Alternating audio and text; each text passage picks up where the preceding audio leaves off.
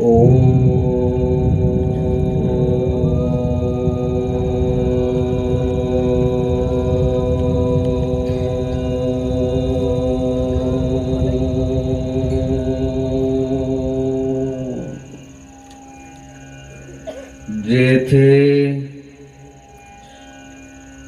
कीर्तनाची जागा तेथे पांडुरंग उभा. ज्या ठिकाणी कथा असेल, कीर्तन असेल, प्रवचन असेल, सत्कर्म असेल, दानधर्म असेल,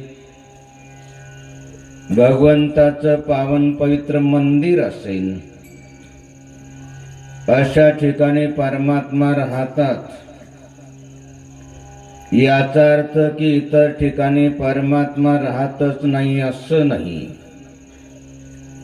निर्गुण निराकार रूपानं परमात्मा तर सर्व ठिकाणी व्याप्त असतात.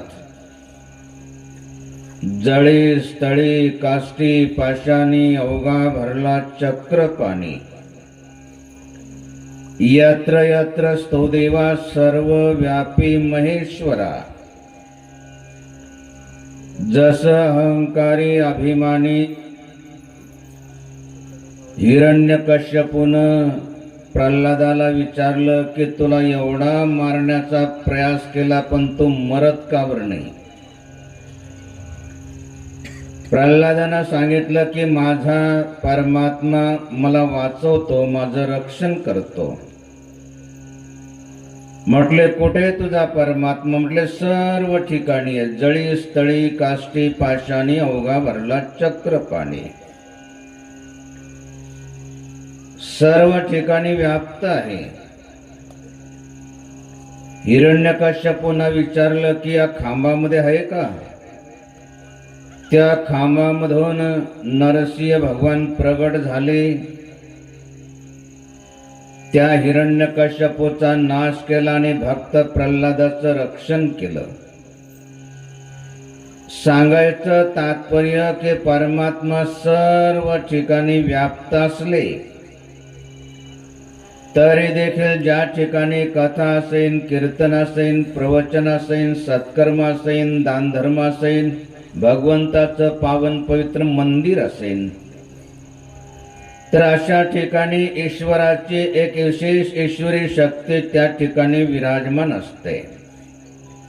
म्हणून प्रत्येकानंच अशा ठिकाणी गेलं पाहिजे आणि त्या ठिकाणी जी दैवी शक्ती असते ती आत्मसात केली पाहिजे.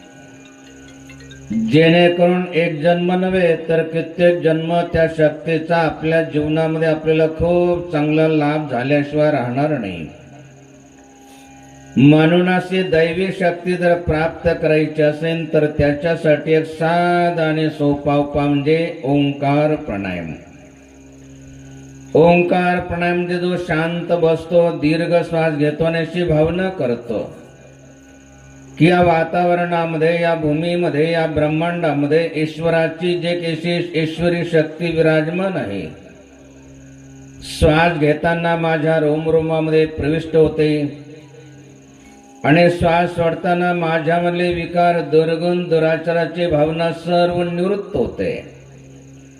दृढ श्रद्धा, भावना, विश्वास ठेवून जर ओंकार प्राणायाम केला तर त्याला अनुभूती येते की खरोखरच माझं मन शांत होतंय, पवित्र होतंय. परमार्थामध्ये श्रद्धेला, भावनेला खूप महत्व असतं. जसं संधी प्रकाश असेल म्हणजे जास्त अंधारणे, जास्त प्रकाशने. अशा ठिकाणी एखादी दोरी पडली असेल आणि आपल्या मनामध्ये भावना आली की साप आहे. सापाची भावना मनामध्ये येता क्षणी तना मनामध्ये परिवर्तन घडतं. म्हणजे अंग थरथर कापायला लागतं, बोलायला जातो बोबडी वळते, अंगावर ते घाम येतो. खरं म्हणजे तिथं साप नसतो, केवळ दोरी पडलेली असते. परंतु सापाच्या भावनेमुळं तना मनामध्ये एवढं परिवर्तन होतं. सांगायचं तात्पर्य की या ठिकाणी तर ईश्वराची विशेष ईश्वरी शक्ती विराजमान आहे. श्वास घेताना माझ्या रोमरोमामध्ये प्रविष्ट होते आणि श्वास सोडताना माझ्यामधले विकार, दुर्गुण, दुराचाराची भावना, व्यसनाची भावना सर्व निघून जाते. माझं मन अगदी शांत होतंय, पवित्र होतंय. अशी दृढ श्रद्धा, भावना, विश्वास ठेवून जर ओंकार प्राणायाम केला तर त्याला अनुभूती येते की खरोखरच माझं मन शांत होतंय, पवित्र होतंय. त्याची प्रत्यक्ष अनुभूती घेण्यासाठी प्रत्येकानं असं शांत बसायचंय, सरळ बसायचंय, एक दीर्घ श्वास घ्यायचाय आणि ओंकाराचं उच्चारण करायचंय.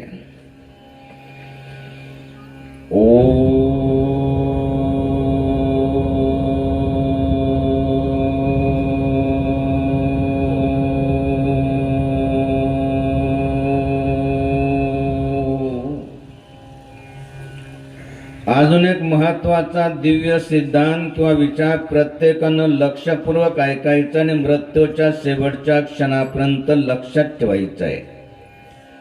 तसं तर अनुष्ठान कालामध्ये किंवा ज्या वेळेस आपल्या गावामध्ये प्रवचन झाले त्यावेळेस त्याचं स्मरण करून दिलं गेलं. आता देखील त्याच गोष्टीचं स्मरण करून दिल्या जात आहे की जोपर्यंत आपण जिवंत आहात तोपर्यंत सुखानं, समाधानानं, शांततेनं जीवन जगायचं असेल, दुसऱ्याला देखील सुखा समाधानानं, शांततेनं जीवन जगू द्यायचं असेल, मृत्यूनंतर सद्गतीला म्हणजे चांगल्या गतीला जायचं असेल, दुर्गतीला म्हणजे पशुच्या, पक्षाच्या, वृक्षाच्या, जीवजंतूच्या गतीला जायचं नसेल तर त्याच्यासाठी आपलं धन, तन, मन आणि वाणी पवित्र केली पाहिजे. लक्षात ठेवायचं की याच्यापैकी एक जरी अपवित्र असेल तर या जगामध्ये सुख आणि परलोकामध्ये सद्गती कधी लाभू शकत नाही.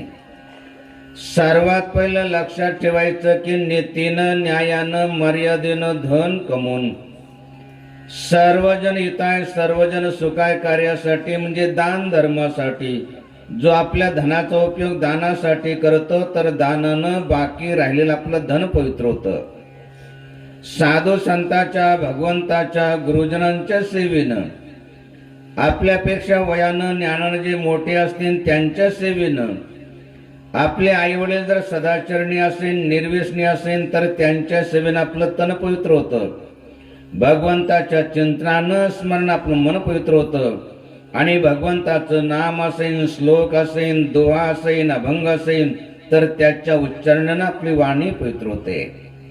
म्हणून आपल्या धनाला, तनाला, मनाला पवित्र, वाणीला देखील पवित्र करावं या पवित्र उद्देशानं आणि येणारं वर्ष सर्वांना सुखा समाधानाचं एवढंच नव्हे तर आपलं आयुष्य चांगलं जावं या उद्देशानं जसं नवीन वर्ष भारतीय संस्कृतीप्रमाणे गुढीपाडव्यापासून सुरू होतं आणि नवीन वर्ष सुरू झाल्यानंतर हनुमान जयंती असेल, श्रीराम नवमी असेल, अशा प्रकारे भगवान शिवाचे, भगवान विष्णूचे जे अंश अवतार तर त्यांच्या निमित्तानं आणि आपल्या गावामध्ये जे अखंड हरिनाम सप्ताहाचं आयोजन या ठिकाणी हनुमंताच्या दरबारामध्ये आयोजित करण्यात आलेले आणि त्या निमित्तानं मर्यादा पुरुषोत्तम भगवान रामाची श्रीराम कथा, कीर्तनाचं, दानाचं, पुण्याचं, प्रवचनाचं जे आयोजन करण्यात आलेले उद्देश आहे की आपलं धन, तन, मन आणि वाणी झाली पाहिजे. म्हणून आपल्या धनाला, तनाला, मनाला, पवित्र वाणीला देखील पवित्र करावं या पवित्र उद्देशानं आपल्या गावातील धर्मात्मांनी, पुण्यात्मांनी, धर्मात्मांच्या, पुण्यात्मांच्या सहयोगानं, साधू संतांच्या, भगवंताच्या कृपाशीर्वादानं या ठिकाणी कथेचं, कीर्तनाचं, प्रवचनाचं, दानाचं, पुण्याचं जे आयोजन करण्यात आलेले उद्देश आहे की आपलं धन, तन, मन आणि वाणी झाली पाहिजे. आपण देखील सर्व धर्मात्मा, पुण्यात्मा, घरदाराची मोहममता सोडून या ठिकाणी भगवंताच्या दरबारामध्ये, देवाच्या दरबारामध्ये देवासारखे शांत बसले आहात उद्देश हा आहे की आपलं धन तन मनाने वाणी झाली पाहिजे. म्हणून आपल्या धनाला तनाला मनाला सर्वत्र वाणीला खेळ पवित्र करण्यासाठी प्रत्येकानं परत एकदा दीर्घ श्वास घ्यायचा आहे. त्याच्यानंतर ओंकाराचं उच्चारण करायचं आहे. त्याच्यानंतर श्लोकाचं नामाचं अभंगाचं उच्चारण करायचं की जेणेकरून आपली वाणी देखील पवित्र होऊन जाईल. म्हणून प्रत्येकानं परत एकदा दीर्घ श्वास घ्यायचा आहे आणि त्याच्यानंतर ओंकाराचं उच्चारण करून नामाचं अभंगाचं श्लोकाचं उच्चारण करायचं आहे.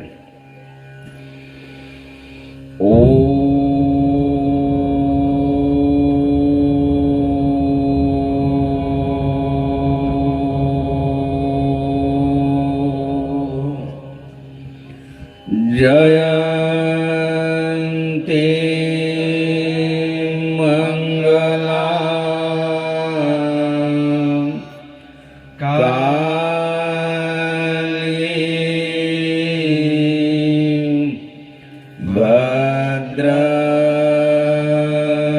भद्रकाली कपालिनी दुर्गा क्षमा शिवा धात्री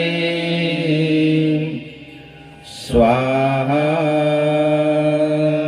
स्वधा नमस्तुते स्वाहा स्वधा नमस्तुते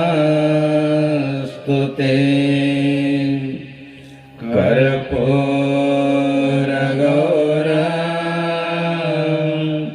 करुणावतारं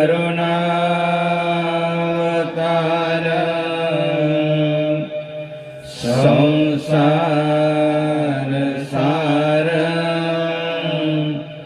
भुजगेन्द्रहारं सदा वसन्तं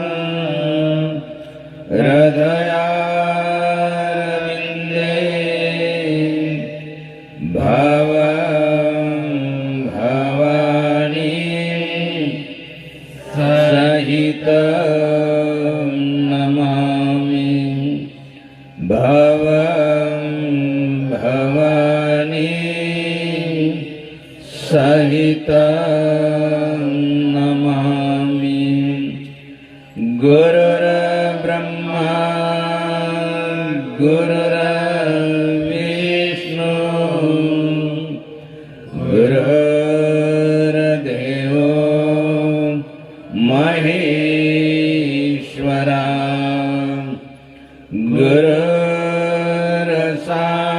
गुरुर्साक्षात् परब्रह्म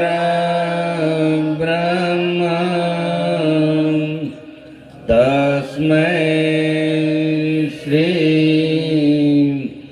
गुरवे नमः. तस्मै श्री गुरवे नमः.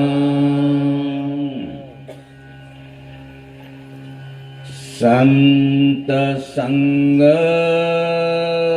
हरिकथा संत संग हरिकथा संत संग हरिकथा संत संग हरिकथा तुलसी दुर्लभ होय तुलसी दुर्लभ होय बिना पूर्व के शुभ कर्म से बिना पूर्व के शुभ कर्म से नहीं प्राप्त हो नहीं प्राप्त हो.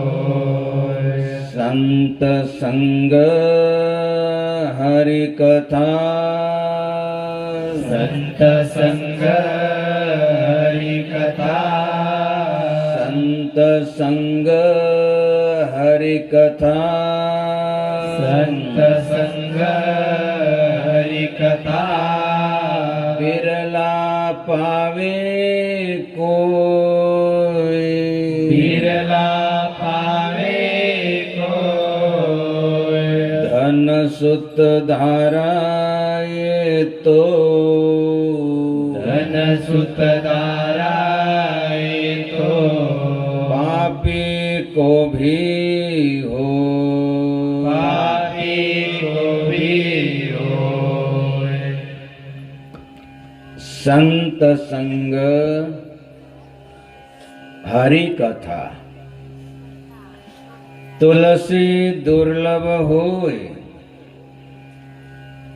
बिना पूर्व के शुभ कर्म से नहीं प्राप्त होय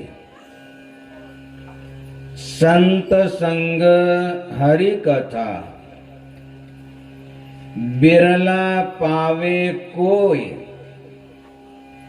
धन सूत दारा एतो पापी को भी होय महान संत तुलसीदास महाराजांचे जे दोन विचार आहेत ते लक्षपूर्वक ऐकायचे आणि आयुष्यभर ते दोन विचार लक्षात ठेवायचे. ते दोन विचार ऐकण्याच्या पूर्वी तुलसीदास महाराजांचं जीवनचरित्र तसं एकदा सांगितलं होतं. परत एकदा थोडक्यामध्ये ऐकायचंय. जसं आपल्या महाराष्ट्रामध्ये अनेक संत होऊन गेले, आताही आहे आणि पुढेही होत राहतील. महाराष्ट्र ही संतांची भूमी आहे. जसे महाराष्ट्रामध्ये आता सांगितलं की अनेक संत होऊन गेले, तसे उत्तर भारतामध्ये देखील एक महान संत होऊन गेले, संत तुलसीदास महाराज. 4-5 वर्षाची अवस्था असताना त्यांची आई आणि वडील दोघे वारले. इतर बालक जसे रडतात, स्वतःला अनाथ मानतात, तसे ते रडले नाही आणि स्वतःला त्यांनी अनाथही मानलं नाही. कारण त्यांची श्रद्धा, त्यांची भावना, त्यांचा विश्वास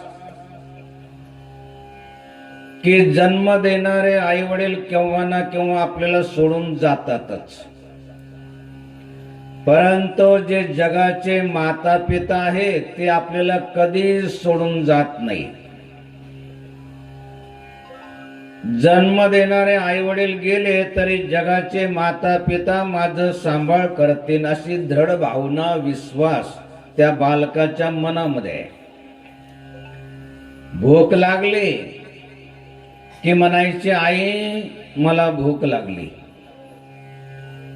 जन्म देणारी आई तर जग सोडून गेली होती, परंतु जगाची माता पार्वती माता ब्राह्मणीच्या रूपानं यायची आणि त्या मुलाला जीव घालायची. असा त्या बालकाचा अधिकार, अशी श्रद्धा, अशी भावना. जसं जगद्गुरु तुकाराम महाराजांनी तुकाराम गाथा लिहिली, विद्वानांना, पंडितांना ते सहन झालं नाही की संस्कृत मधलं ज्ञान, वेदांताचं ज्ञान अगदी सर्व सामान्यांसाठी मराठी भाषेमध्ये अभंगाच्या द्वारे त्यांनी मांडलं. आता आम्हाला विद्वान कोण मांडणार, पंडित कोण मांडणार, म्हणून त्यांनी तो गाथा इंद्राणी मातेमध्ये बुडवायला लावला.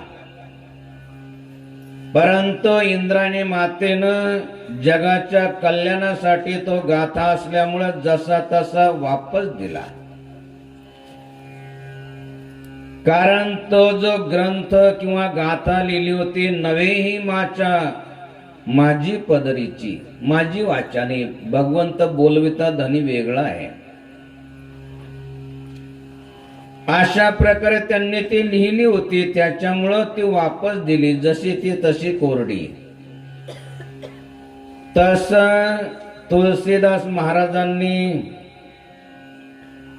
संस्कृत मध्ये जे रामायण आहे, जे वाल्मिक ऋषीनं लिहिलं होतं, लिहिलेलं आहे, ते सर्वसामान्यांना कळत नाही. आणि एवढे मोठे भगवान राम, परब्रह्म राम अवताराला आले, अनेक श्रेष्ठ आचार मर्यादा जगाला दाखवून दिले. सर्वसामान्यांना ते कळावं याच्यासाठी त्यांनी रामचरितमानस ग्रंथ लिहिला. पंडितांना तोही सहन झाला नाही. त्यांनी सांगितलं की याला नष्ट करून टाका. तुलसीदास महाराजांनी म्हटलं की ही तर भगवंताची, भगवान शिवाची प्रेरणा आहे. म्हणले कशाहून? म्हणले तुम्हाला जशी परीक्षा घ्यायची तशी घ्या. मंदिरामध्ये अनेक ग्रंथाच्या खाली तो रामचरित ग्रंथ खाली ठेवला, कुलपा लावून घेतल्या, प्रहारा बसवला. सकाळी उघडून बघितलं तर तो ग्रंथ सर्व ग्रंथाच्या वरती होता आणि त्या ग्रंथावरती साक्षात आदिनाथ गुरु सकळ सिद्धांचा भगवान शिवाची स्वाक्षरी होती, सत्यम शिवम सुंदरम.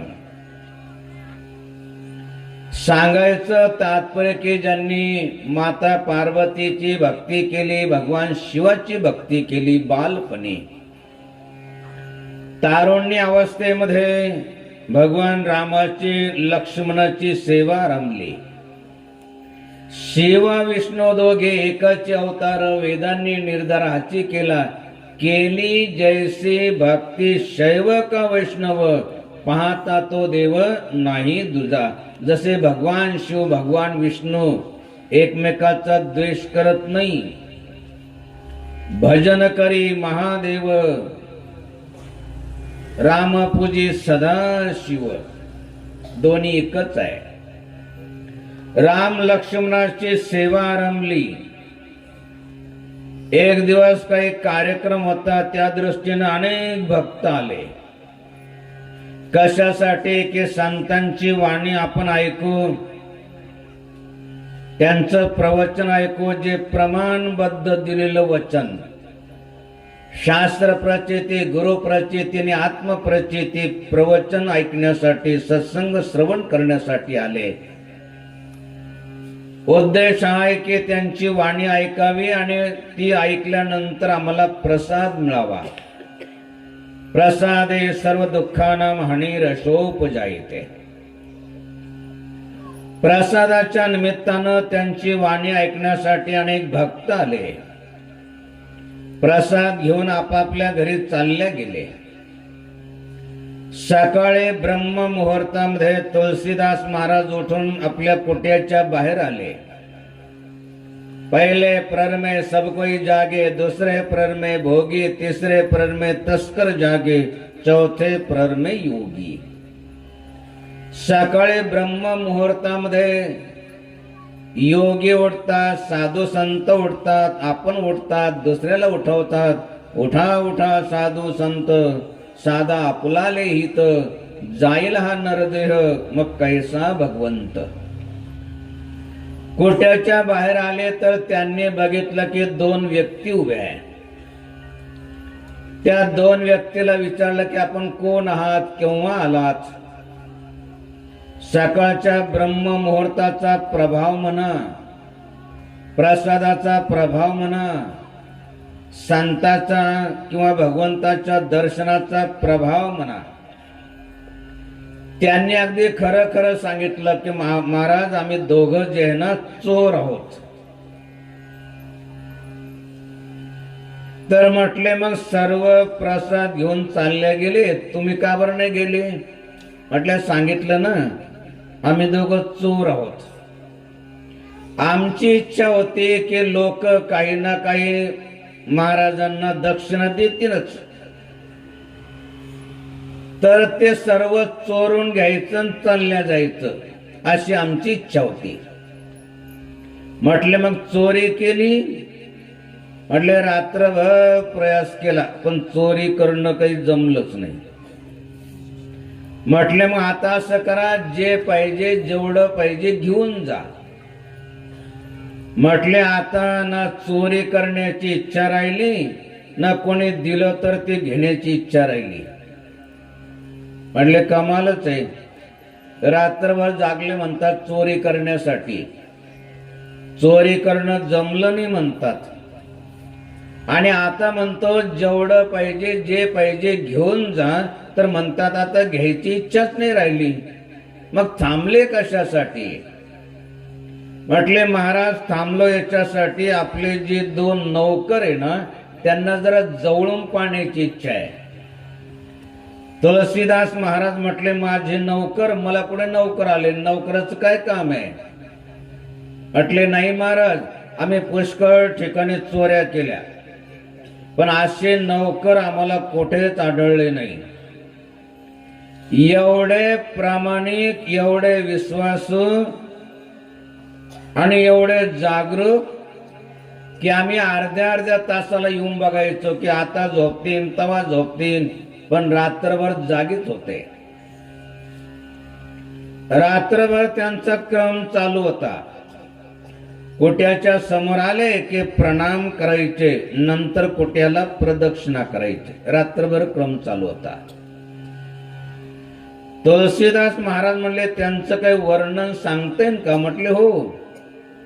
एक श्याम वर्णी होते आणि एक गौर वर्णी होते आणि दोघांच्या हातामध्ये धनुष्यबाण होते. तुलसीदास महाराजांनी जाणलं हे तर राम लक्ष्मण होते.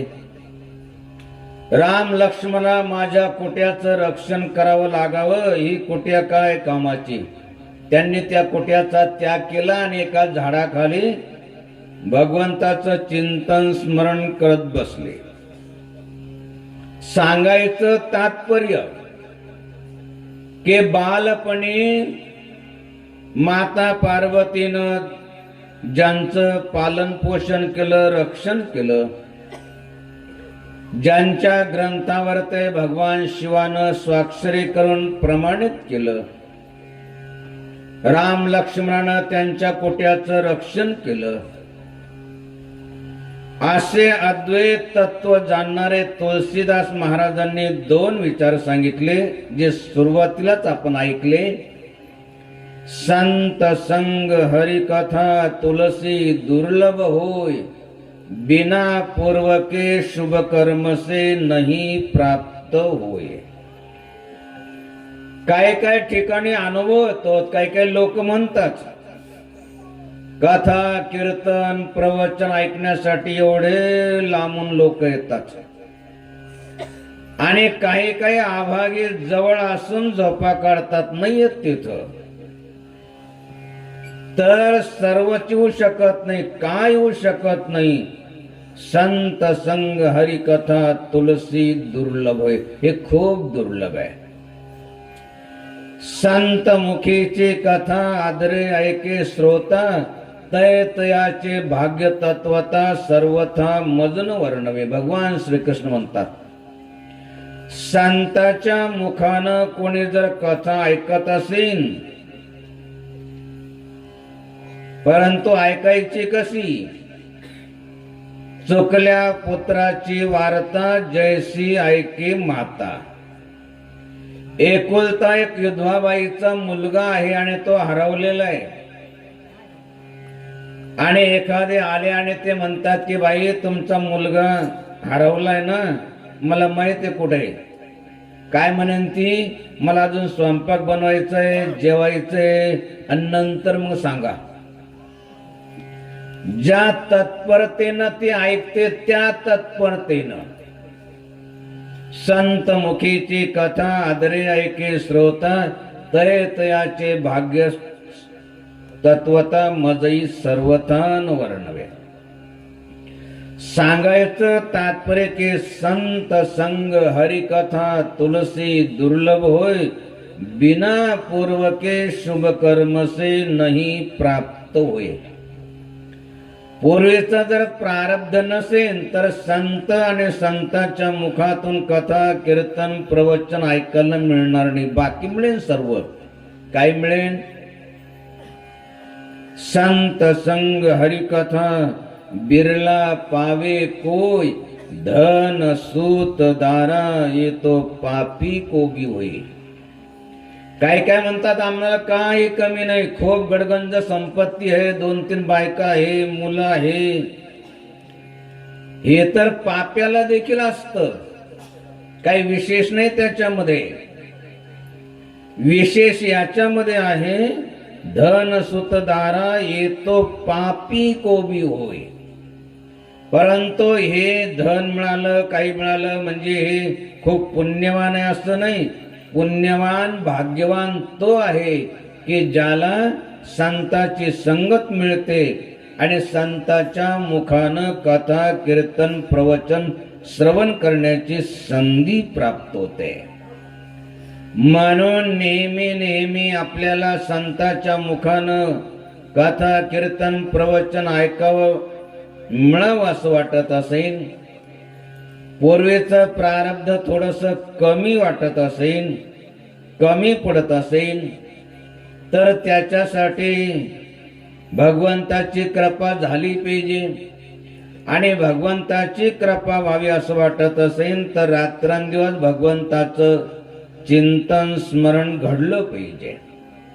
जसे देवांचे देव महादेव गिरिजेला निमित्त करून सांगतात, गिरिजा संत समागम सम लाभन कछुआन, बिनो हरि कृपान होई सो गावई वेद पुराण.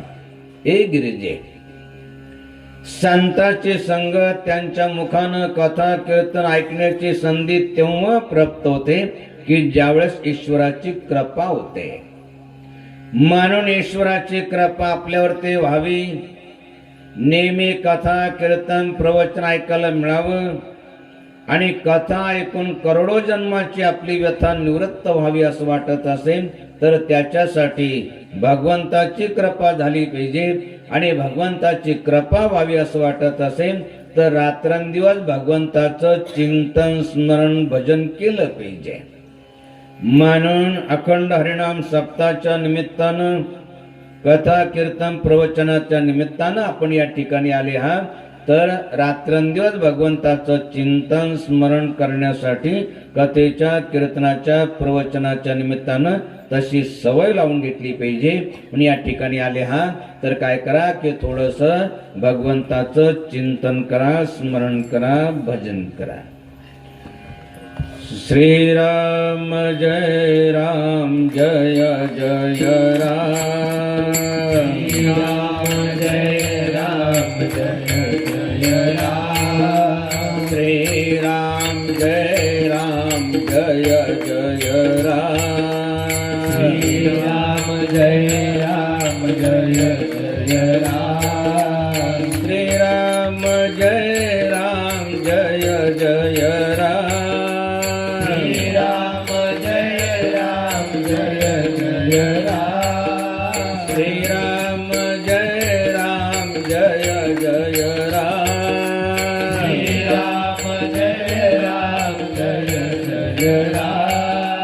श्रीराम जय राम जय जय राम. श्रीराम जय राम जय जय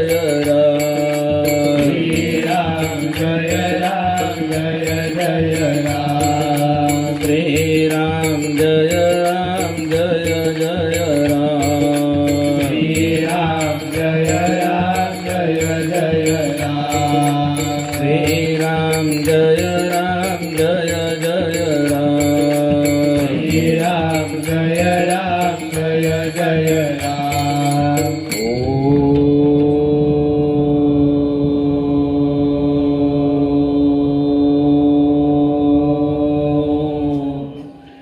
नमः पार्वती पते हर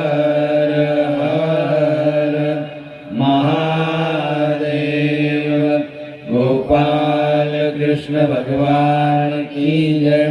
श्री गुरुदेव दत्त दत्त दत्त। अलख निरंजन सद्गुरु जनार्दन स्वामी महाराज की जय। मंडलेश्वर स्वामी परमानंद गिरिजी महाराज की जय। पुंडलिकावरदेव हरि विठ्ठल। श्री ज्ञानदेव तुकाराम पंढरीनाथ भगवान की जय। पवन पुत्र हनुमान की जय। रामचंद्र भगवान की जय। बांगशी माता की जय। नागेश्वर भगवान की जय। पशुपतेश्वर भगवान की जय। संतांची अभंगवाणी जिचा कधी भंग होत नाही, जिचा कधी नाश होत नाही, असे संतांची अभंगवाणी ऐकून त्या अभंगवाणीचं जर आपल्या जीवनामध्ये पालन केलं तर आपल्या 42 कुळाचा म्हणजे 21 आईच्या आणि 21 वडिलांच्या अशा 42 कुळांचा उद्धार होतो। संतांची अभंगवाणी केवळ आपल्या वाचेनं उच्चारली तर आपली वाणी पवित्र होते। म्हणून आपल्या वाणीला पवित्र करण्यासाठी प्रत्येकानंच अभंगवाणीचं उच्चारण केलं पाहिजे आणि प्रत्येकालाच अभंगवाणीचं उच्चारण करता यावं आणि प्रत्येकाची वाणी पवित्र व्हावी या उद्देशानं अगदी साध्या सोप्या चालीमध्ये अगोदर आम्ही अभंग म्हणतो, नंतर प्रत्येकानंच अभंगाचं उच्चारण करायचंय। माया जाळना से या नामे करोनी। माया जाळना से या नामे करोनी। माया जाळना से या नामे करोनी। माया जाळना से या नामे करोनी। प्रीती चक्र पाणी असो द्यावी। प्रीती चक्र पाणी असो द्यावी। प्रीती चक्र पाणी असो द्यावी। असो द्यावी प्रीती साधूच्या पायासी। असो द्यावी प्रीती साधूच्या पायासी। असो द्यावी प्रीती साधूच्या पायासी। असो द्यावी प्रीती साधूच्या पायासी। कथा कीर्तनाची सोडू नये। कथा कीर्तनाची सोडू नये। कथा कीर्तनाची सोडू नये। सोडू नये पुराण श्रवण कीर्तन। सोडू नये पुराण श्रवण कीर्तन। सोडू नये पुराण श्रवण कीर्तन। सोडू नये पुराण श्रवण कीर्तन। मनन निज ध्यास साक्षात्कार। मनन निज ध्यास साक्षात्कार। मनन निज ध्यास साक्षात्कार। साक्षात्कार झालिया सहज समाधी। साक्षात्कार झालिया सहज समाधी। साक्षात्कार झालिया सहज समाधी। साक्षात्कार झालिया सहज समाधी। तुका मने उपाधी गेली त्याची। तुका मने उपाधी गेली त्याची। तुका मने उपाधी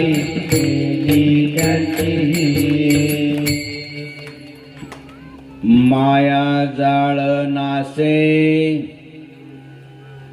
या नामे करुणी प्रेते चक्र पाणी असो द्यावी प्रेते साधूच्या पायासी कथा कीर्तनासी सोडू नये पुराण श्रवण कीर्तन मनन निज ध्यास साक्षात्कार झालिया सहज समाधी तुका म्हणे उपाधी गेली त्याची। जगद्गुरु तुकाराम महाराजांचा आता जो आपण सर्वांनी उच्चारला तो 4 चरणाचा अभंग, ज्या अभंगामध्ये मायेच्या संदर्भात वर्णन आलेले आहे, तस मायेच्या संदर्भात एक आपल्या सर्वांचा परिचयाचा अभंग जो अनुष्ठान कालामध्ये घेतला जातो, अनेकांचा तो पाठ असेल किंवा त्याचा भावार्थ आपल्याला माहित असेल। मनाला आणि जगाला जो त्यांनी उपदेश केला,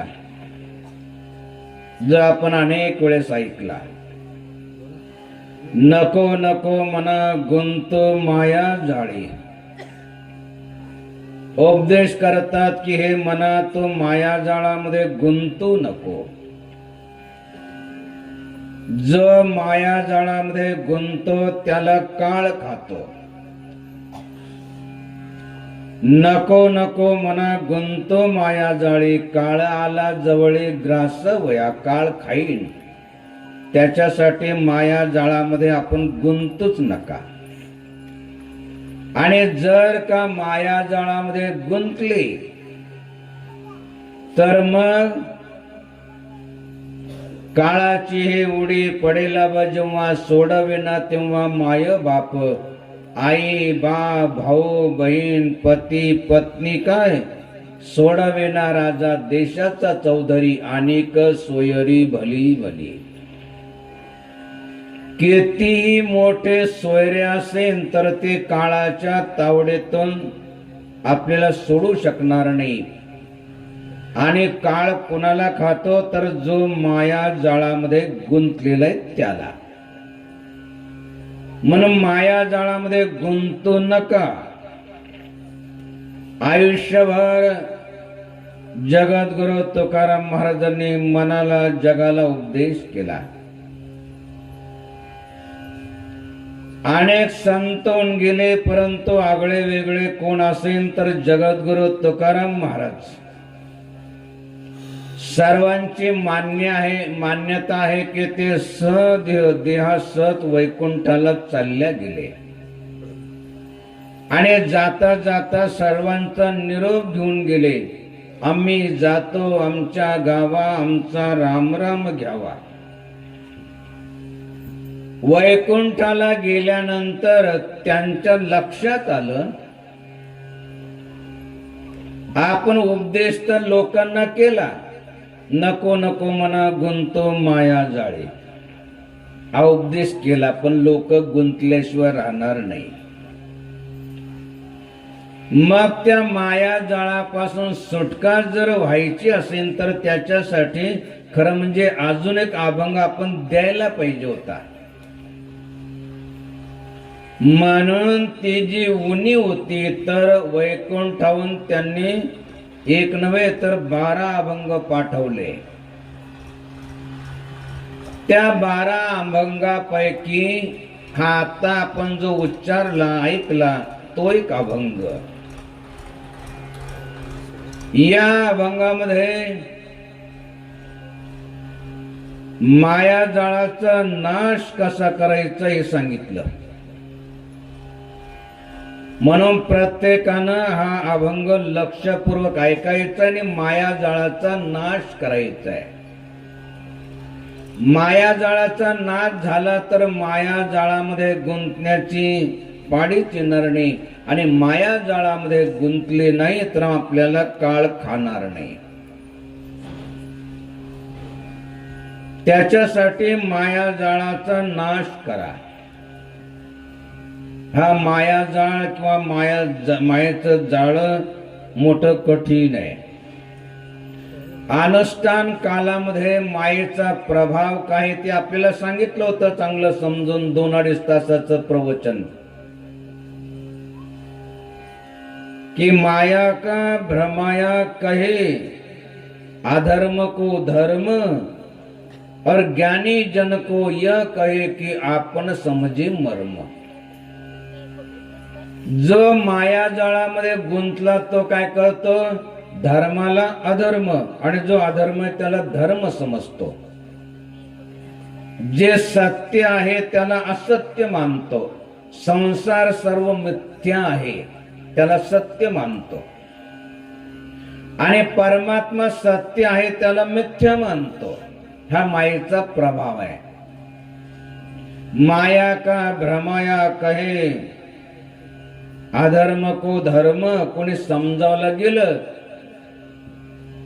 उनको कहे आपण समजे मर्म. तुम्हाला नाही कळत हो, मला सर्व काही माहित आहे. असा मायेचा प्रभाव आहे. यह माया विषबेल है अनेक रंग फल दे जो भूले सेवन करे उसके प्राण हरले. अशी मायाजाळ मोठा कठीण आहे. म्हणून या मायाजाळाचा नाश करून टाकला पाहिजे.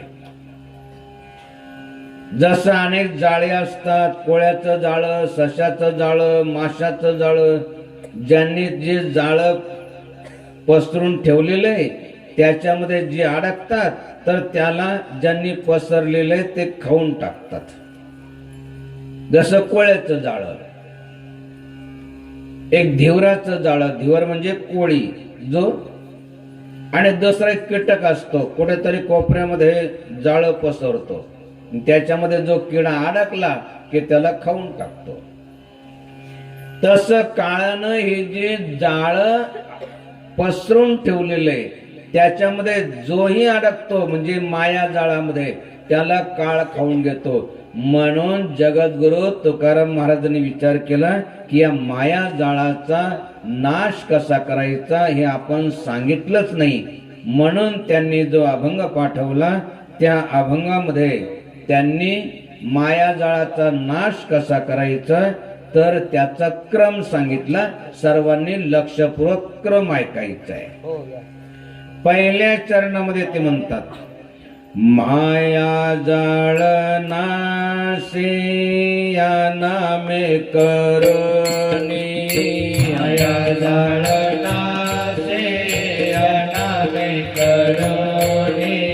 मायाजाळ नासे या नामे करुणी. मायाजाळ नासे या नामे करुणी. प्रीती चक्र पाणी असो द्यावी. प्रीती चक्र पाणी असो द्यावी.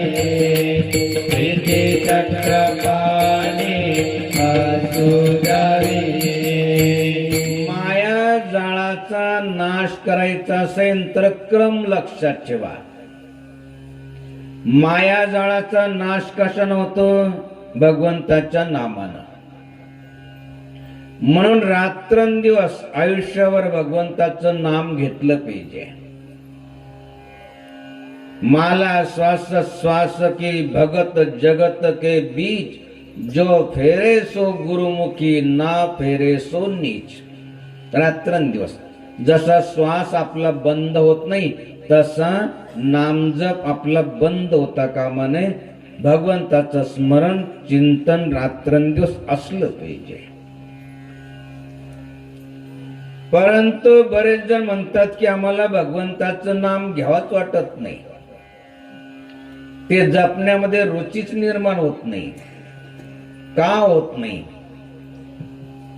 त्याचा क्रम, मायाजाळाचा नाश करायचा असेल तर त्याच्यासाठी भगवंताचं नाम घेतलं पाहिजे, आणि भगवंताचं नाम घ्यायचं असेल तर त्याच्यासाठी प्रीती चक्रपाणी असू द्यावी.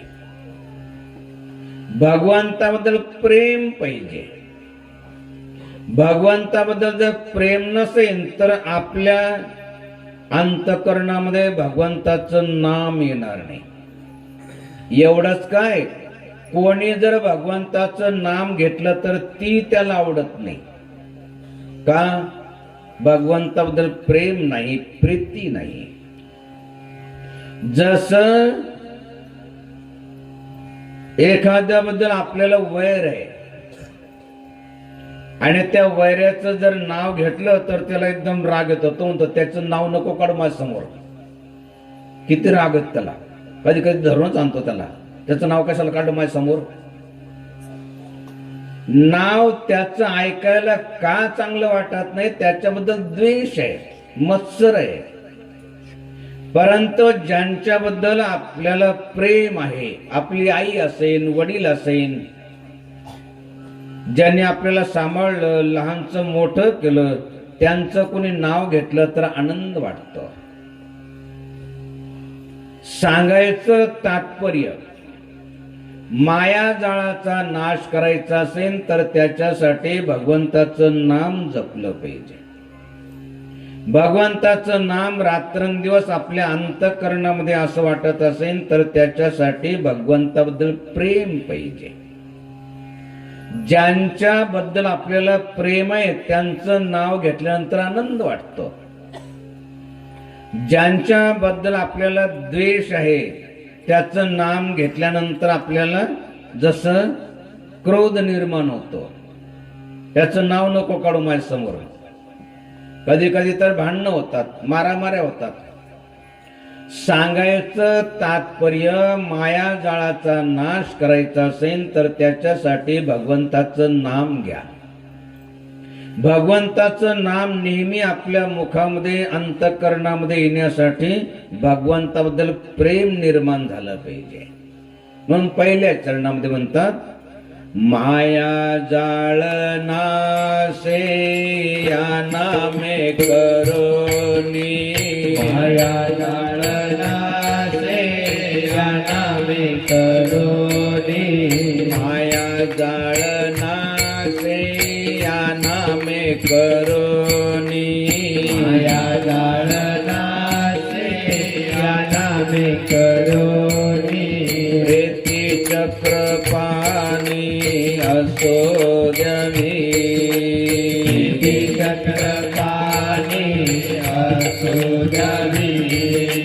प्रीती चक्रपाणी असो द्यावी.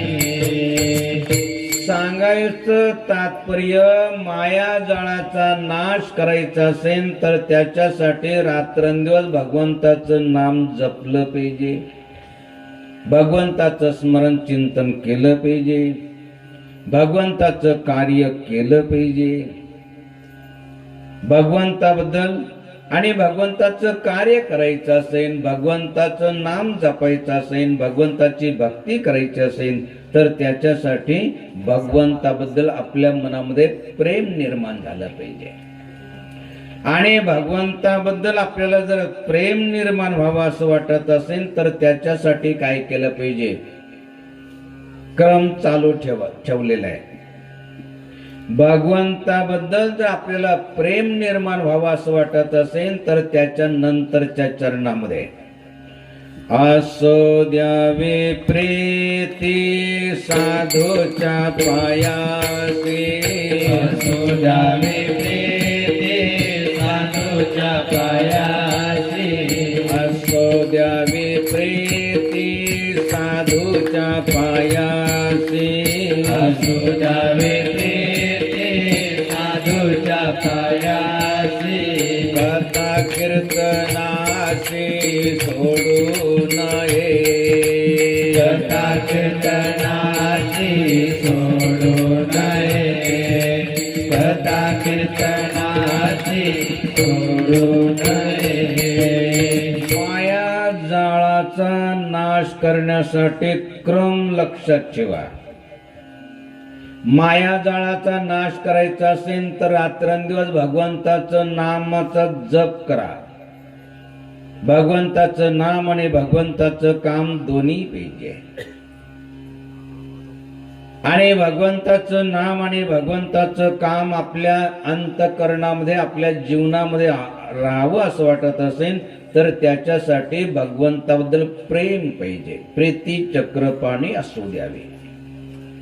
आणि भगवंताबद्दल आपल्या मनामध्ये जर प्रेम निर्माण व्हावं असं वाटत असेल तर त्याच्यासाठी आसव द्यावी प्रीती साधूच्या पायाशी आणि कथा कीर्तनाशी सोडू नये. आसव द्यावी प्रीती साधूच्या पायाशी. साधूच्या पायाबद्दल प्रेम पाहिजे. त्यानं काय होईल? संत चरण रज लागता सहज वासनेचे बीज जळणी जाय मग राम नाम उपजी आवडी मग शिव नाम उपजी आवडी आणि सुख घडो घडी वाढू लागे. संत चरण रज लागता सहज सहज जर लागलं तर मग भगवंताचं नाम येतं. कारण वासना जी आपल्याला भगवंताकडे जाऊ देत नाही. भगवंताकडे वासना ही दुर्गुणाकडे दुराचाराकडे नेते. त्या वासनेचं बीजच जळून जातं. आणि ज्याला कसल्याच प्रकारची वासना शिल्लक राहिली नाही तो जन्म मृत्यूच्या चक्रापासून मुक्त होतो. कारण जन्म घेणे लागे वासनेच्या संगे. आणि ते वासनाच काय? वासनेचं बीजच जळून जात. कशानं? संत चरण रज लागता सहज वासनेचे बीज जळणी जाय मग राम नाम उपजी आवडी आणि सुख घडोघडी वाढू लागे. त्याच्यासाठी क्रम लक्षात ठेवा. माया जाळाचा नाश करायचा असेल तर त्याच्यासाठी भगवंताचं नाम घ्या.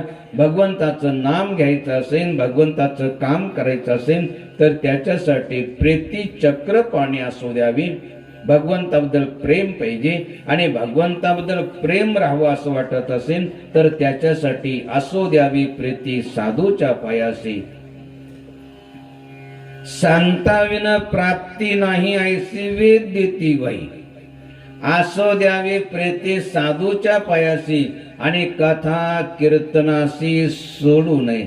कथा असेल, कीर्तन असेल, प्रवचन असेल त्याला सोडू नका. भाग्य आपल्या गावाचं की आपल्या गावामध्ये कथेचं, कीर्तनाचं, प्रवचनाचं. प्रवचन म्हणजे प्रमाणबद्ध दिलेलं वचन. शास्त्र प्रमाण, गुरु प्रमाण आणि आत्मप्रमाण ज्याच्यामध्ये असतं. तर अशा प्रकारे आपण काय करा? आसो द्यावी प्रीती साधूच्या पायाशी आणि कथा कीर्तनाशी सोडू नये. क्रम पुढे चालू ठेवतात. सोडू नये पुराण श्रवण कीर्तन. सोडू नये पुराण श्रवण कीर्तन. सोडू नये पुराण श्रवण कीर्तन. सोडू नये पुराण श्रवण कीर्तन. मन निध्यास साक्षात्कार. मन निध्यास साक्षात्कार. मन निध्यास साक्षात्कार. साक्षात्कार झालिया सहज समाधी. साक्षात्कार झालिया सहज समाधी. साक्षात्कार झालिया सहज समाधी. साक्षात्कार झालिया सहज समाधी. तुका म्हणे उपाधी गेली त्याची तुका म्हणे उपाधी गेली त्याची तुका म्हणे उपाधी गेली त्याची क्रम लक्षात ठेवा. मायाजाळाचा नाश करायचा असेल तर भगवंताचं नाम आणि काम, जसं हनुमंतानं भगवंताचं नामही स्मरण केलं आणि भगवंताचं कामही केलं. मायाजाळाचा नाश करायचा असेल तर त्याच्यासाठी भगवंताचं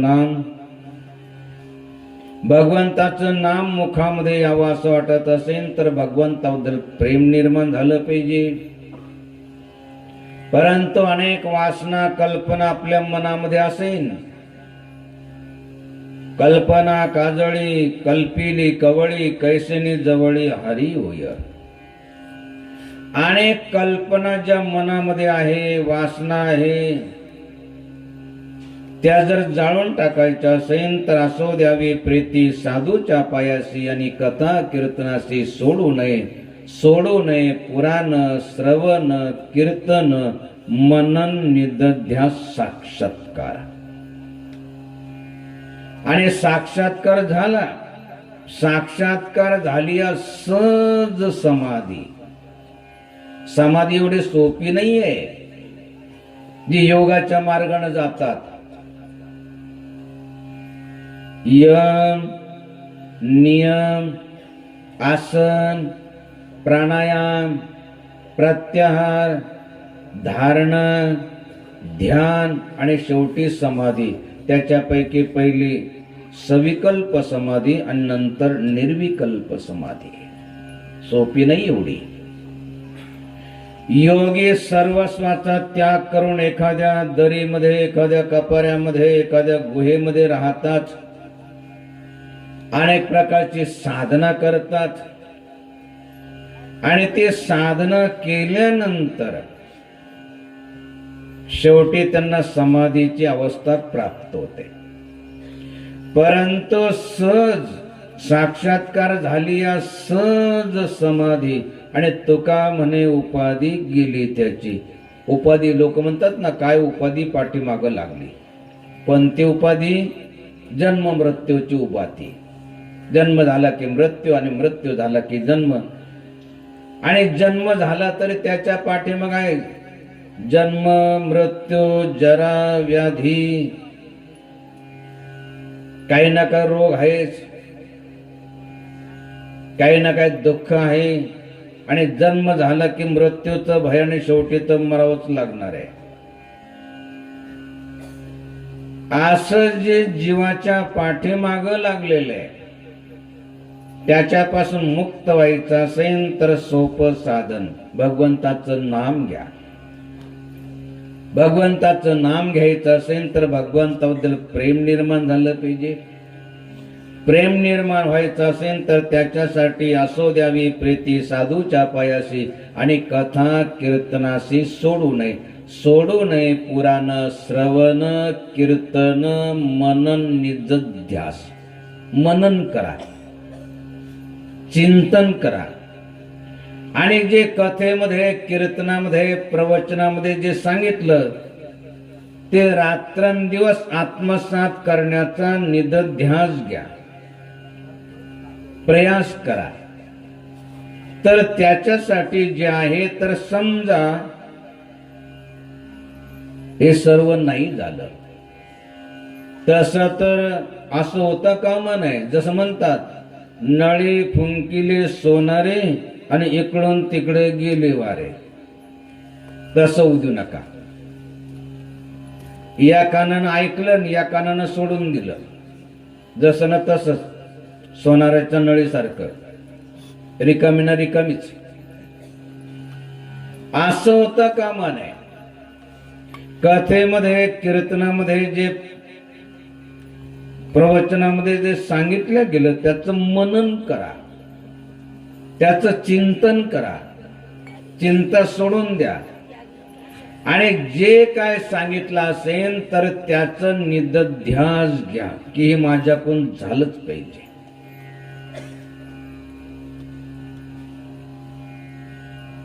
तेव्हा त्याचं काही ना काही फळ मिळतं. बी आणलं आणि दिलं फेकून, काही उपयोग होणार नाही. तस जे आत्मज्ञान रूपी बीज संतांनी जे दिलं असेल ते आपण जपलं पाहिजे, त्याचं मनन केलं पाहिजे, चिंतन केलं पाहिजे आणि रात्रंदिवस तसा वागण्याचा निधध्यास घेतला पाहिजे. आता समजा हे सर्व नाही झालं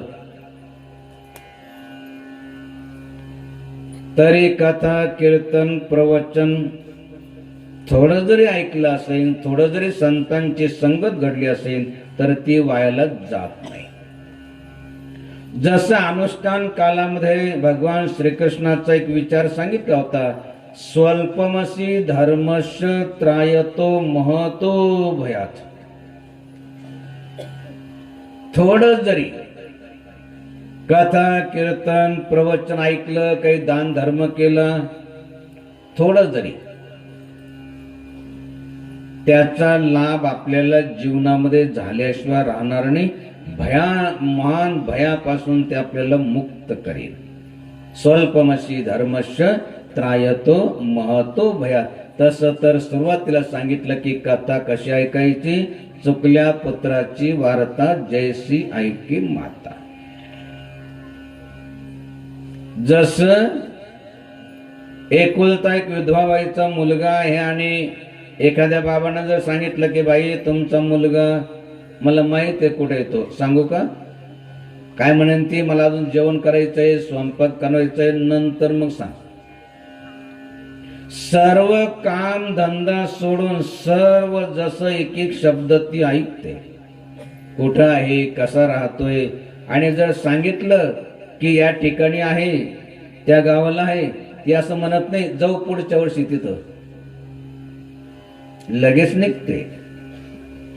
कारण त्याची ताटाटून झाली. तसं विघडले देव आणि भक्त, जीव शिवपणे द्वेत, तया देव भक्ता एकांत करीतो सद्गुरु. एखादे सद्गुरु, एखादे संत कित्येक जन्मापासून आपली आणि शिवाची, ईश्वराची, जीवात्म्याची आणि परमात्म्याची ताटातूट झालेली आहे. दोघही सच्चित आनंद स्वरूप आहे. परमात्मा आणि जीवात्मा दोन्ही सत आहे. नाश कोणाचाच होत नाही, आपलाही नाश होत नाही. शरीराचा नाश होतो. आतापर्यंत किती वेळेस आला, नैनम छिंदन्ति शस्त्राणि नैनम दहति पावका न चैनम क्लेद्यन्त्यापो न सोचिति महारुता. नाश नाही होत जीवात्म्याचा. शस्त्रानं तोडलं, तुकडे तुकडे होतात शरीराचे, जीवात्म्याला काहीच होत नाही. तो तसा ना तसाच आहे, सत आहे, नेहमी आहे, चेतन आहे. हे जे शरीर चेतन वाढतं, शरीर तर जड आहे. जीवात्मा निघून गेला, संपलं त्याचं चेतन. तर पाहणं, खाणं, बोलणं, चालणं सर्व संपून जातं. ते फक्त जीवात्म्यामुळे. जीवात्मा सर्व करतो, शरीर तर जड आहे. शरीराला जाळलं तरी त्याच्यामधला जीवात्मा जळत नाही. असा जो सच्चित आनंद स्वरूप आहे तसा परमात्मा देखील सच्चित आनंद स्वरूप आहे. परंतु दोघे सच्चिदानंद स्वरूप आहे. मग अंतर काय? जो मायेच्या अधीन आहे तो जीवात्मा आणि माया ज्यांच्या अधीन आहे ते परमात्मा. आपल्याला करायचं काय? जीवात्म्याला परमात्म्यामध्ये मिळून देव पाहावयासे गेलो ते देवच उंटेलो, पाहावयासे गेलो ते मी स्वयमेव नर करणी करतो नारायण बने, नारी करणी करतो लक्ष्मी बने. हे जर करायचं असेल तर त्याच्यासाठी माया जाळापासून मुक्त, कारण तेवढंच अंतर आहे. बाकी दोन्ही साम्यता आहे, दोन्हीही सच्चित आनंद स्वरूप आहे. अंतर कोणतं आहे? जो मायेच्या अधीन आहे तो जीवात्मा आणि माया ज्यांच्या अधीन आहे ते परमात्मा. म्हणून या माया जाळापासून मुक्त व्हा. आणि माया जाळापासून मुक्त व्हायचं असेल तर त्याच्यासाठी माया जाळ नासे या नामे करुणी प्रीती चक्रपाणी असो द्यावी प्रीती साधूच्या पायासी. आणि कथा कीर्तनासी सोडू नये पुराण श्रवण कीर्तन मनन निदध्यास. सोडू नये पुराण श्रवण कीर्तन. सोडू नये पुराण श्रवण कीर्तन. सोडू नये पुराण श्रवण कीर्तन. सोडू नये पुराण श्रवण कीर्तन. ध्यास साक्षात्कार. मननिदध्यास साक्षात्कार. मननिदध्यास साक्षात्कार. साक्षात्कार झालिया सहज समाधी. आणि तुका म्हणे उपाधी गेली त्याची. मनन करा, चिंतन करा, निदध्यास घ्या. तेवढं नाही जमलं तरी आता सांगितलं की स्वल्पमसी धर्मस्य त्रायतो महतो भयात. थोडं जरी भगवंताचं चिंतन स्मरण झालं तर ते वायाला जाणार नाही. एक 10-15 मिनिटाचं प्रवचन राहिलेलं लक्षपूर्वक ऐकायचंय. तसं तर कथेचे, कीर्तनाचे, प्रवचनाचे देखील बरेचसे दिवस निघून गेलेले. आता जे काय थोडे बहुत राहिलेले तर स्वल्पमशी धर्मस्य त्रायतो महतो भया. थोडं जरी भगवंताचं चिंतन स्मरण भजन दान पुण्य केलं तर ते वायाला जात नाही. एक चोर मरायला आला. त्याच्या लक्षात आलं की आपला तर मृत्यू आता निश्चित आहे. म्हणून त्यानं आपल्या मुलाला जवळ बोलवून घेतलं आणि म्हटलं की आता माझं काही खरं नाही, दिसत नाही, आता लवकरच मी मरणार आहे. परंतु मी मेल्यानंतर आपला जो धंदा आहे तो सोडायचा नाही. आपला जो खानदानी धंदा आहे, किती खानदानी धंदा आहे, काय करायचं, चोऱ्या करायच्या, सोडायचं नाही. ज्यानं जे केलं ते सांगत राहतो. एखाद्यानं जर अनुष्ठान केलं तर तो म्हणतो की मी खूप अनुष्ठान केले, अनेक अनुष्ठान केले. आपल्या घरातून कोण ना कोणी अनुष्ठानला गेलं पाहिजे. ज्यांनी वारी केली असेल ते म्हणतात की आपल्या पूर्वजांनी वारी कधी सोडली नाही, वारी करायची. ज्यांनी जे केलं, गावामध्ये सप्ताह होत असेल, बरेच जण सांगतात की आपल्या पूर्वजापासून चाललेले की असा एकही सप्ताह झाला नाही की त्या सप्ताहासाठी आपण काही ना काही तिथं दान केलं नाही. जी परंपरा आहे ती टिकली पाहिजे अशी प्रत्येकाची इच्छा असते. तसं त्या चोराची इच्छा की आपली परंपरा, बापानं चोऱ्याच केल्या, आजोबाने तेच केलं, पंजोबाने तेच केलं, मुलाने देखील तेच केलं पाहिजे, चोऱ्याच केल्या पाहिजे.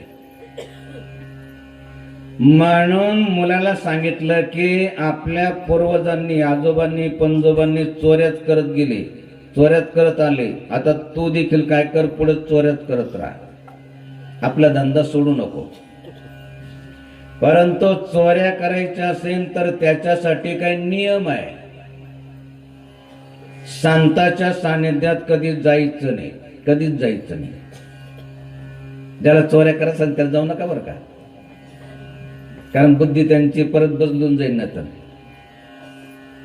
संतांच्या सानिध्यात जायचं नाही, त्यांचं एक शब्द देखील ऐकायचं नाही, कधीच ऐकायचं नाही. कथा कीर्तन प्रवचन बिलकुल ऐकायचं नाही. चोऱ्यासाठी चालू आहे सर्व. तो सांगतो आपल्या मुलाला की जर चोऱ्याच पुढे करायचं असेल, आपला धंदा चालवायचा असेल तर संतांच्या सानिध्यात जायचं नाही, त्यांचं दर्शन घ्यायचं नाही. कदाचित संत चरण रज लागता सहज वासनेचे बीज जळणी जाय, मग राम नाम उपजे आवडी. दिनधंदा सोडून संतांचं दर्शन नाही घ्यायचं. एवढंच काय, संतांचं तोंड देखील नाही पाहायचं. असे अनेक नियम सांगितले. नंतर तो चोर मेला. मुलानं बापाचं तंतोतंत ऐकलं आणि त्याप्रमाणे तो सर्व वागायला लागला. संतांच्या सानिध्यात जायचं नाही, त्यांचं दर्शन घ्यायचं नाही, त्यांचं तोंड देखील बघायचं नाही. एक दिवस अमावस्याची रात्र. पहिले गावाला विशेष करून कोट असायचे आणि एक मोठी वेश असायची आणि मारुतीचं मंदिर त्या वेशीजवळच आणि सर्व व्हायचं कथा कीर्तन प्रवचन त्या वेशीजवळच. अमावस्याची रात्र चोरांसाठी सर्वात चांगली, कारण अंधार असतो. अंधारामध्ये चोऱ्या करायच्या. आता झालं काय, ते जे चालू होतं तिथं प्रवचन कीर्तन, त्याला जास्त उशीर झाला आणि ते खूप उशिरापर्यंत चालत गेलं. आणि याच्या मनात तर बात आता लवकर गेलं पाहिजे. पहिले प्रहर में सब कोई जागे, दुसरे प्रहर में भोगी, तिसरे प्रहर में तस्कर जागे, चौथे प्रहर में योगी. चोरी करायला जायचंय, परंतु त्यांचं कीर्तन तर रस्त्यामध्येच चालू आहे. आणि बापानं तर सांगितलं त्यांचं तोंड पाहायचं नाही, त्यांची वाणी ऐकायची नाही. आणि तिथून जायचं म्हणलं कानावर ते शब्द पडणारच. मग त्यानं काय केलं, जिकडे कीर्तन होतं तिकडं नाही बघितलं, दुसरीकडे पाच चालला. आपल्या कानावर ते त्यांचा शब्द येऊ नये म्हणून दोन्ही बोट कानामध्ये ऐकायला येऊ नये. आणि लवकरात लवकर कसं जातं म्हणून तो पळायला लागला. तर पळता पळता त्याच्या पायामध्ये भला मोठा काटा घुसला. आता कानातलं बोट काढावं तर संतांचं शब्द कानावरती पडेल. त्यानं थोडासा घासून बघितला पण तो काही निघेना. एका कानातलं बोट काढलं आणि तो काटा उपसला आणि पटकन परत कानामध्ये बोट घातलं. तेवढ्या वेळामध्ये त्याच्या कानावर संतांचा शब्द पडला की देवाला छाया नसते आणि देवाला माया नसते. छाया माया ही जीवाला आहे. देवाची ना छाया पडत, न छाया असते न माया असते, मायेच्या अतीत. तेवढा शब्द संताचा कानावर पडला. परत त्यानं आपलं ते बोट कानामध्ये घालून घेतलं आणि जो पळाला गेला तर नेमकं राजाच्या दरबारामध्ये महालामध्ये चोरी केली. सकाळी कळालं की रात्री महालामध्ये चोरी झाली.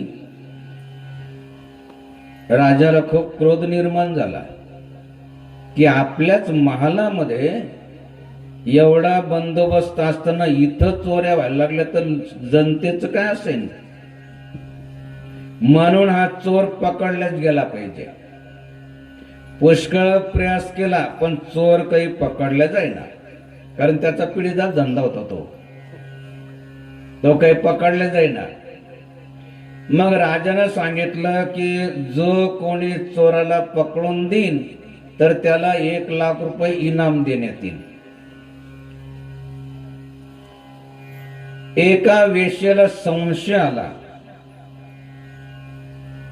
कारण यांचं धन कुठे काही कथेकडे कीर्तनाकडे प्रवचनाकडे थोडं जातं चोराचं धन. हे कुठेतरी धाब्यावर जातं, कुठे खाण्यापिण्यासाठी जातं, एखाद्या वेश्येकडे जातं. तिनं विचार केला की आजकाल हा लयच खर्च करायला लागला, याचा अर्थ हा चोर असणारच, तोच असणार. तिला संशय निर्माण झाला. परंतु चोर हायकण्याची पक्की खात्री तर झाली पाहिजे. पकडून द्यायचं आणि 1 लाख रुपये मिळवायचे तर. म्हणून तिनं रात्री देवीचं सोंग घेतलं, देवीचं रूप. देवी बनली आणि गेली तिथं. म्हटली भक्ता अरे माझ्या आशीर्वादानं तुला एवढं मिळालं, पण तू माझ्यासाठी काहीच नाही केलं. तो म्हणे आई अजून जरा तपास चालू आहे. तपास कमी झाला की तुझ्यासाठी देखील काही ना काही करेल. बस तिची खात्री झाली की हाच आहे. आता चोराचा पत्ता तर लागला, ओळखला तर गेला, म्हणून ते चटकन तिथून निघायला लागली. तेवढ्यामध्ये तिची, कारण तिनं जे देवीचं सोंग घेतलं होतं, दिवट्या वगैरे सर्व ते सास सर्व, तर झालं काय की तिची खाली सावली पडली. आणि सावली पडल्यानंतर त्याच्या कानामध्ये जो एक शब्द पडला होता, एकच शब्द फक्त, देवाला छाया नसते माया नसते, तो विचार करायला लागला. त्यावेळेस ते संत म्हणत होते देवाला छाया नसते माया नसते, आणि हिची तर सावली पडली, याचा अर्थ देवी नाहीये. त्या एका शब्दामुळं चटकन त्यांना हात धरला. म्हटलं कोण आहे तू? खंजीर काढला. मरणाच्या बाहेरनं म्हटले की मी काही देवी नाहीये, मी वेश आहे. मी आले होते चोरीचा तपास करण्यासाठी. म्हणजे तुझी खात्री झाली? म्हटले हा, आता खात्री झाली. म्हणले आता जर का सांगितलं कुठे गेली तुला आता इथंच खतम करून टाकतो, त्यापेक्षा तुला कोंडून ठेवतो. जोपर्यंत हा तपास चालू आहे तोपर्यंत इथून जायचं नाही. तुला मारत नाही, तुझा जीव नाही घेत. कोंडून ठेवलं. बरेच दिवस झाले चोरीचा तर काही तपास लागेना, आणि राजाला तर इच्छा की त्या चोराचा तपास लागलाच पाहिजे. कारण अजून चोऱ्या होत राहतील. लोक म्हणतील की राजाच्या राज्यामध्ये कोणी सुरक्षित नाही, महालामध्ये चोऱ्या होत्या, तर लोकांचं काय चालू असेल? तो पकडल्याच गेला पाहिजे. पकडल्या तर जाईना. मग राजानं सांगितलं की जो कोणी चोर असेल त्यानं यावं, कबूल करावं की मी चोरी केली, त्याला मी अर्ध राज्य देतो आणि माझ्या मुलीशी लग्न लावून देतो. ते ऐकल्यानंतर त्याचा विश्वास होता की रघुकुल रीती सदा चली आई, प्राण जाई परी वचन न जाई. एक वेळेस प्राण जाईन परंतु वचन नाही जाणार. माहित होतं त्या चोराला की हे जे राजानं सांगितलंय, राजा बोले तैसा चाले त्यांची वंदावी पाऊले, अशा प्रकारचा तो राजा आहे. त्यानं काही धन घेतलं, गेलं तिथे. म्हटलं बघा हे धन आहे आपलंच आहे ना? राजा म्हटलं हो. म्हणले खात्री झाली मी चोर आहे? म्हटले हो झाली खात्री, आपण चोर आहे. म्हटले आता? म्हटले तुला अर्ध राज्य देतो ठरल्याप्रमाणे आणि माझ्या मुलीशी लग्न लावून देतो. म्हटले कुठे मुलगी? ती राजकन्या आली तर त्या चोरानं तिचं दर्शन घेतलं. म्हटले मला लग्न नाही करायचं हिच्याशी, ना आपलं राज्य पाहिजे. म्हटले का? म्हटले आमचे पूर्वज किती मूर्ख होते की संतांच्या सानिध्यात जायचं नाही, त्यांचं दर्शन घ्यायचं नाही, त्यांचं तोंड पाहायचं नाही, त्यांची काही वाणी ऐकायची नाही. माझ्या कानावर ते एकच शब्द पडला. तसं तर पूर्व सांगत होते की चोऱ्या केल्या तर पकडल्या जायचं नाही, आणि पकडल्या गेलं की राजा फासावर ते देतो. आणि आज राजा अर्ध राज्य देतो, मुलीशी लग्न लावून देतोय का? हा नियम कस काय बदलला? नियम नाही बदलला तर काय झालं की त्या संतांचं एक वाणी जी आहे माझ्या कानावर ते पडली, आणि आज मी 16 वरती जाणार होतो तर आज अर्ध राज्य मिळतंय. कशामुळं? त्या संतांची वाणी कानामध्ये पडली की देवाला छाया नसते माया नसते. हे जर ऐकलं नसतं तर आज मला 16 वर जावं लागतं. एका शब्दामुळं मला राज्य मिळतंय, राजकन्या मिळते. आणि जर मी खरोखर संतांच्या सान्निध्यात गेलो, त्यांची वाणी ऐकली, त्याचं जर जीवनामध्ये पालन केलं तर काय मिळणार नाही. म्हणून त्या चोरानं ते सर्व चोरीचं कर्म सोडून दिलं, संतांच्या सान्निध्यात गेला, त्यांची वाणी ऐकली, तिचं जीवनामध्ये पालन केलं, आणि तो तरुण गेला. आता आपली पाळी आहे. एका शब्दामुळं एवढा लाभ झाला, त्याचा मृत्यू टळला. आपण एवढे कथा कीर्तन प्रवचन ऐकलं तर सहज काय होईल?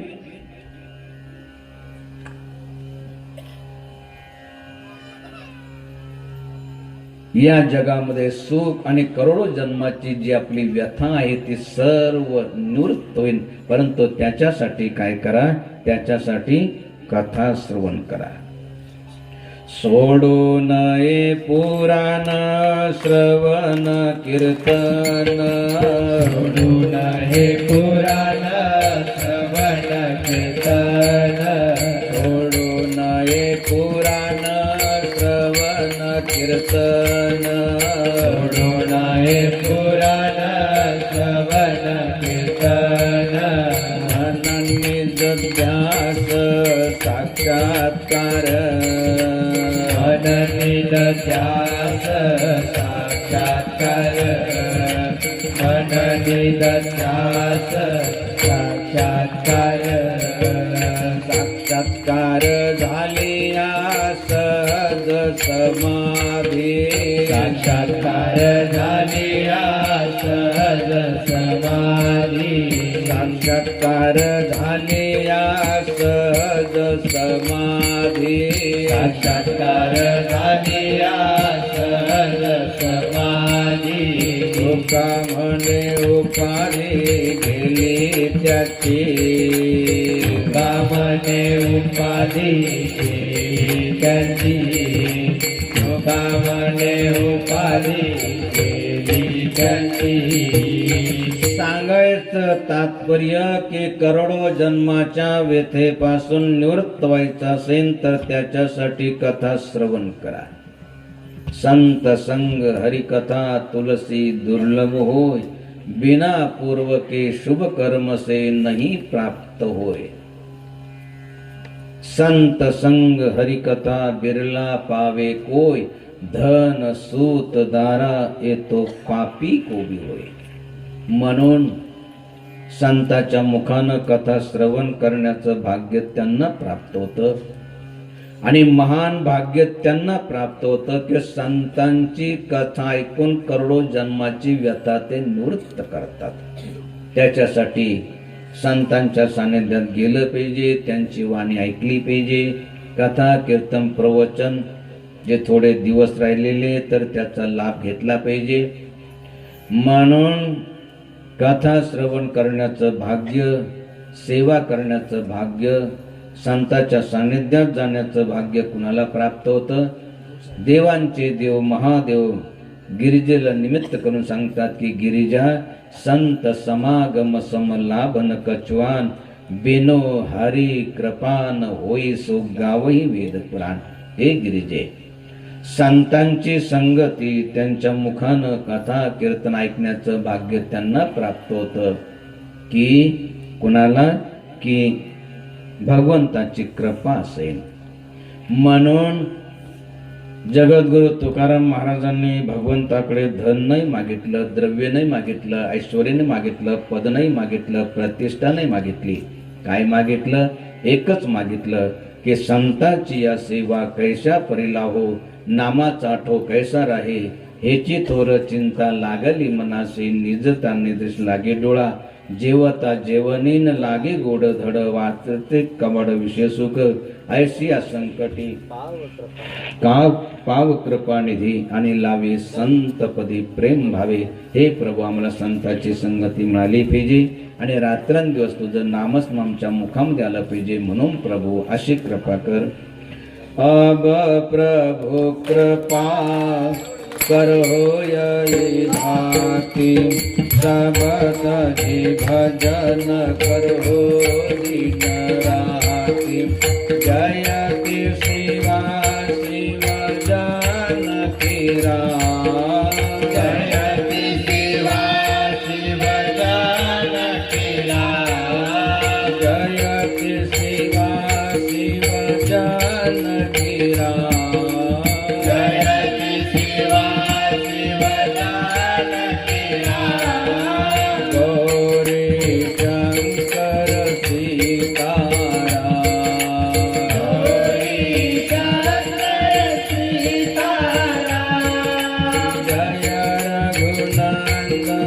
जय सिया राम ब्रज गोपी प्रिय राधेश्याम जय रघुनंदन जय सिया राम ब्रज गोपी प्रिय राधेश्याम रघुपति राघव राजा राम पतित पावन सीताराम रघुपति राघव राजा राम पतित पावन सीताराम श्री राम जय जय राम जय मारुद्र जय हनुमान श्री राम जय जय राम जय मारुद्र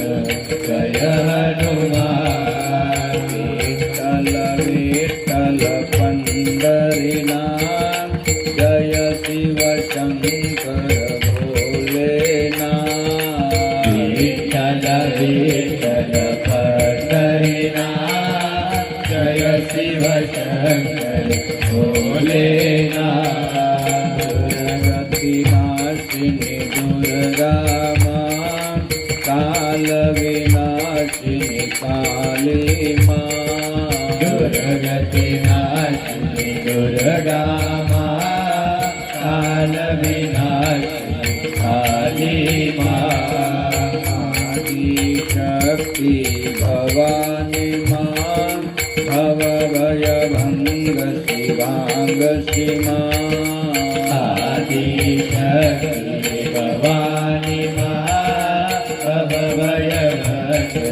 भागसी मां भव भय नाशिनी भागसी मां भव भय नाशिनी भागसी मां भव भय नाशिनी भागसी मां भव भय नाशिनी भागसी मां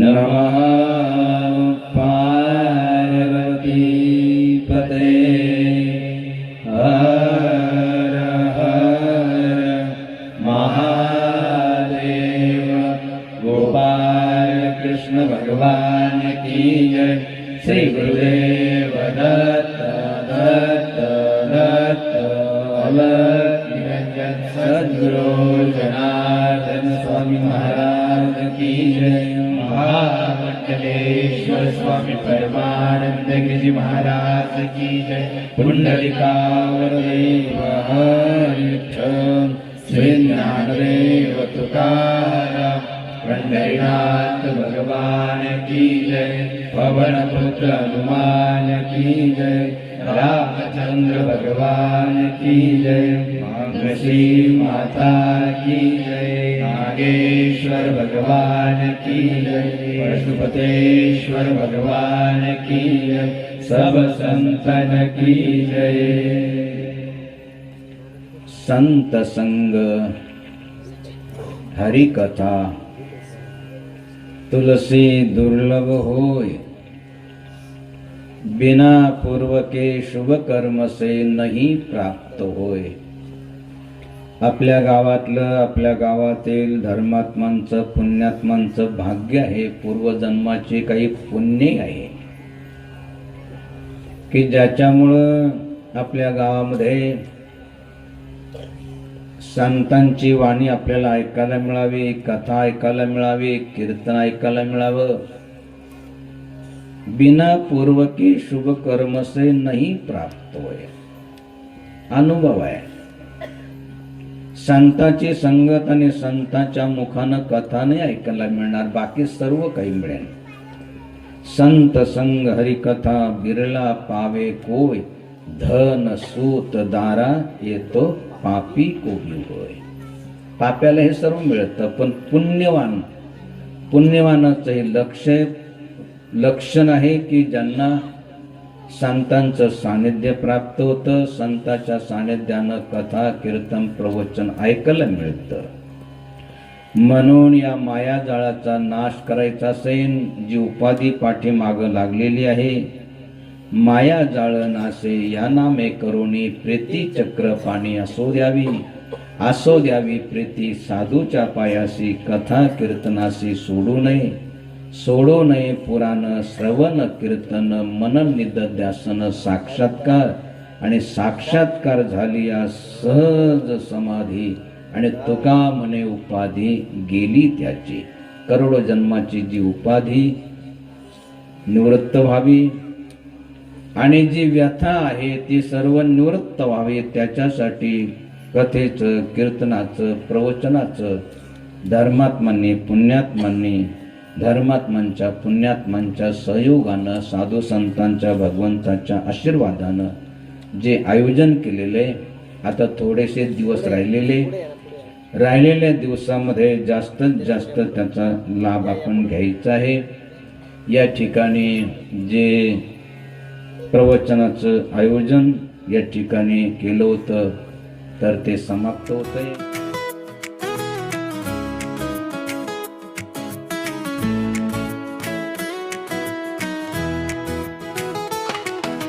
जय जय बाबाजी, जय जय भगवान, भक्तीच्या वाटेवर घेऊन जाऊ आपण. कीर्तनाची लय, प्रवचनाची साथ, संस्कारांचा सोहळा इथे दररोज नाथ. सागर भक्ती दर्शन